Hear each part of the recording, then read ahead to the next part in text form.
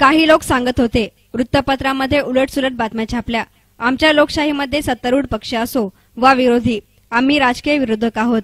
आम्ही एकमेकांचे शत्रू नाही। लोकशाही समृद्ध राजकीय संवादाने होते। ज्या क्षणी राजकीय अस्पृश्यता सुरू होते, राजकीय विचारांचे द्योतक न राहता एकमेकांचे शत्रू होतात, त्यावेळी लोकशाहीची लक्तरे वेशीला टांगली जातात, असं प्रतिपादन राज्याचे मुख्यमंत्री देवेंद्र फडणवीस यांनी केलं। तर नामदार राधाकृष्ण विखे पाटील यांनी सांगितलं की आमची मैत्री ही 20 वर्षांपासूनची असून राजकारणापलीकडे आमचे नाते असल्याचं त्यांनी स्पष्ट केलं। पद्मश्री विखे पाटील यांच्या 115व्या जयंती दिन हा शेतकरी दिन साजरा करणं आणि रौप्य महोत्सवी पुरस्कार वितरण सोहळ्याच्या कार्यक्रमात मुख्यमंत्री देवेंद्र फडणवीस बोलत होते। या कार्यक्रमाच्या अध्यक्षस्थानी अखिल भारतीय साहित्य संमेलनाचे अध्यक्ष सदानंद मोरे हे होते।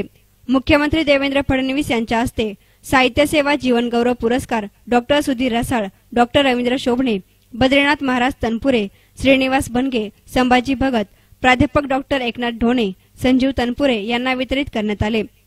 या प्रसंगी पद्मभूषण डॉक्टर बाळासाहेब विखे पाटील, विरोधी पक्षनेते नामदार राधाकृष्ण विखे पाटील, पालकमंत्री राम शिंदे, मुंबईचे महापौर सुधाकर सोनवणे, माजी मंत्री अण्णासाहेब म्हस्के, आमदार शिवाजी कर्डिले, आमदार बाळासाहेब मुरकुटे, आमदार स्नेहलता कोल्हे, भाऊसाहेब कांबळे, काँग्रेस जिल्हाध्यक्ष जयंत ससाने, बबनराव पासपुते, प्रवारा कारखान्याचे अध्यक्ष doctor Sujay Vikhe Patil, शालिनीताई Vikhe Patil, doctor Rajendra Vikhe, doctor Ashok Vikhe आदी मान्यवर या प्रसंगी हजर होते। या प्रसंगी मुख्यमंत्री देवेंद्र फडणवीस म्हणाले की सत्तेमध्ये आल्यापासून दुष्काळाचा मुकाबला करावा लागतोय। शेतकऱ्यांना तात्पुरती मदत देऊन त्यांचे भले होणार नाही, त्यासाठी दुष्काळमुक्त करण्यासाठी दिशा ठरवली पाहिजे। पूर्वीच्या सरकारने जल आयोगाची एकही बैठक घेतली नाही। मी मुख्यमंत्री झाल्यानंतर लवकरात लवकर बैठक लावली। गोदावरी खोरे उपखोऱ्याचे नियोजन करून कोणत्या खोऱ्यातून पाणी आणता येईल, कोणते तोटीचे खोरे याचा अभ्यास सरकार करत असून त्यासाठी लवकरच पद्मभूषण बाळासाहेब विखेंना मुंबईच्या बैठकीत बोलावलं जाईल। कोकणामधील पाणी वळवण्यासंदर्भात त्यांचाही प्रकल्पाचा विचार केला जाईल। शासनाने जलयुक्त शिवार योजना सुरू केली आहे। या योजनेमध्ये पाण्याचे विकेंद्रीकरण करून पाण्याचे साठे तयार केले जात आहेत। ही योजना शेतकऱ्यांसाठी फायदेशीर आहे। 1 सप्टेंबर पासून आपण दुष्काळी दौरा करणार असल्याचंही त्यांनी या प्रसंगी सांगितलं। आज मला अत्यंत आनंद आहे की पद्मश्री डॉक्टर विठ्ठलराव विखे पाटील यांनी जे बीजारोपण केलं होतं त्याचं वटवृक्षात झालेलं रूपांतर पाहण्याची संधी मला या ठिकाणी प्राप्त झाली। सर्वप्रथम मी पद्मश्रींना विनम्र आदरांजली अर्पित करतो। या कार्यक्रमाकरता मी यावं अशा प्रकारची आदरणीय बाळासाहेबांची इच्छा होती आणि मला राधाकृष्णजींनी विनंती केली की बाळासाहेबांची फार इच्छा आहे की या कार्यक्रमाला तुम्हीच आलं पाहिजे। मी त्यांना लागलीच होकार दिला। याचं कारण या महाराष्ट्रामध्ये ज्या काही द्रष्ट्या लोकांनी महाराष्ट्रातला सरकार उभा केला, शेती उभी केली, तशा द्रष्ट्या लोकांमध्ये ज्यांचं नाव प्रामुख्याने घेत आहेत आणि मोरे सरांनी पण सांगितलं की खऱ्या अर्थानं ज्याला अग्रसर म्हणून नाव घेता येईल अशा प्रकारचे डॉक्टर विठ्ठलराव विखे पाटील। मला कधीकधी आश्चर्य वाटतं की आमच्या लोकशाहीमध्ये आम्ही सत्तारूढ पक्ष असो विरोधी पक्ष असो, आम्ही एकमेकाचे राजकीय विरोधक आहोत, आम्ही एकमेकाचे शत्रू नाही आहोत। लोकशाही तोपर्यंत समृद्ध राहू शकते जोपर्यंत राजकीय संवाद असतो। ज्या क्षणी लोकशाहीमध्ये राजकीय अस्पृश्यता सुरू होते, राजकीय विरोधक, विचारांचे विरोधक हे विचारांचे विरोधक न राहता एकमेकाचे शत्रू होतात, त्यावेळी त्या लोकशाहीची लक्तरं वेशीवर टांगली जातात।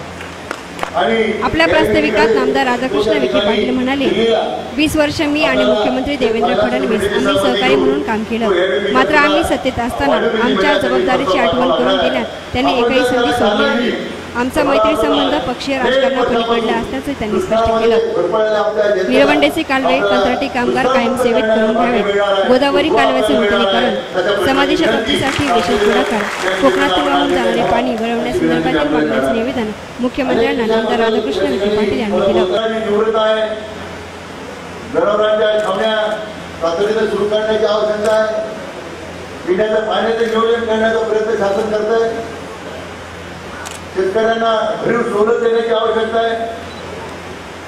कर्जाचं पुनर्गठन आपण करण्याची घोषणा केली, मात्र ते आता झालं नाही. त्याचबरोबर मी आपल्याला विनंती करणार, दुष्काळग्रस्त भागातील जे विद्यार्थी आहेत त्यांना शिक्षणापासून वंचित राहावं लागणार आहे. कारण घरी आता काही काम नाही, प्यायला पाणी नाही, महाविद्यालय तर शिक्षण सोडून विद्यार्थ्यांना परत जावं लागेल. कारण माफक दरामध्ये काही सेवाभावी संस्था असतील, महाविद्यालय असतील, त्यांना पुढाकार देऊन अशा विद्यार्थ्यांच्या करता माफक दरानं भोजनालय सुरू करण्याची आवश्यकता आहे. अशा प्रकारची विनंती मी आपल्या मंत्री मुख्यमंत्री मध्ये करणार आहे. त्याचबरोबरीनं या सगळ्यात एकूणच दुष्काळाची तीव्रता लक्षात घेता पाहिल्याच्या नंतर या माझ्या मतदारसंघातील जे प्रलंबित असा जो प्रश्न निवडणे धरणाचा, या निवडणे धरणाचा करता तर 70,000 हेक्टर क्षेत्र भिजणार आहे.